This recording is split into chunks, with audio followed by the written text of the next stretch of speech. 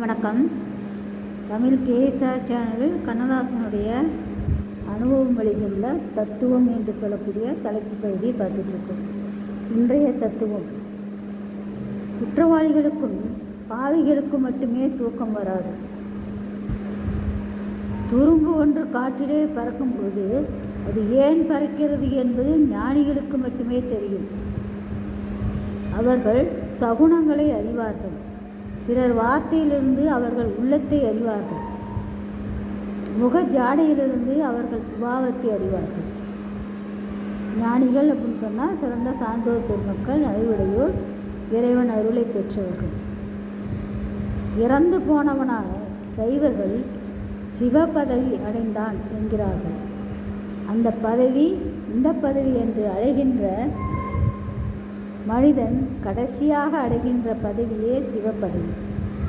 உச்சமான பதவி அது, உன்னதமான பதவி அது, எல்லோருக்கும் கிடைக்கக்கூடிய பதவி அது, போட்டியிடுவோர் இல்லாத பதவி அது, சீக்கிரமே கிடைக்க வேண்டும் என்று பலரும் விரும்பாத பதவி அது. நீங்கள் விரும்பினாலும் விரும்பாவிட்டாலும் தப்ப முடியாத பதவி அது. அந்த பதவி தவிர்க்க முடியாதது.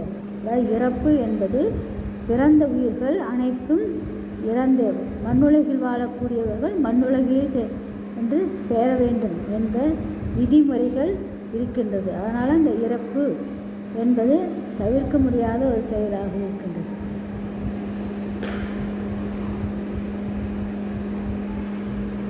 இருக்கும் இடத்தை சொல்லாமலும் இருந்த இடத்தில் என்ன நடக்கிறது என்பதை பற்றி கவலைப்படாமலும் உயிர் பெற்று நடமாடும் மரமாக இருப்பது நல் உறவு. களைத்து போனவர்கள் அமர்கிறார்கள், வெற்றி பெற்றவர்கள் சிரிக்கிறார்கள், கவலைப்பட்டவர்கள் நின்றால் என்ன, இருந்தால் என்ன, நடந்தால் என்ன, அதனால் எதை பற்றி அவர்களுக்கு கவலை இல்லை. எவற்றை சுலபத்தில் அடைய முடியுமோ அவற்றை சுலபத்தில் இழந்து விடலாம். எது தேட கிடைக்காத செல்வமோ அது சிதைந்து விடாமல் காப்பதே முக்கியம்.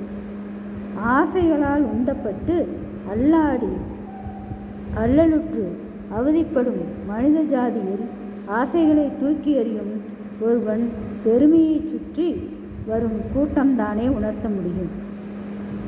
இதில் எழுத்து முதல் கொஞ்சம் தெளிவாக தெரியல. இந்த எழுத்துக்களை பாருங்கள்.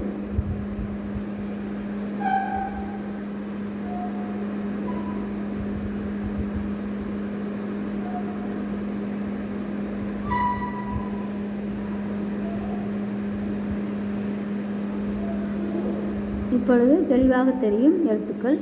ஒன்று சன்னமாக தெரிந்த மாதிரி இருந்து சில எழுத்துக்கள் தெரியாமல் இருந்தது. இப்பொழுது இந்த எழுத்துக்கள் தெளிவாக தெரிகின்றன. இந்த கருத்துக்களை பாருங்கள். தத்துவ கருத்துக்கள் அனைவருக்கும் பயன்படக்கூடியது. இதை உணர்ந்து ஆசையை விட்டு அன்போடு எல்லா உயிர்களுக்கும் அன்பு செலுத்தி வாழ்வதே மனித வாழ்க்கைக்குரிய சிறந்த வாழ்வு என்ற கருத்தை சொல்லுகின்றார். இதோடு இணைந்து படங்கள் தரப்படும். நன்றி, வணக்கம், வாழ்க வளமுடன்.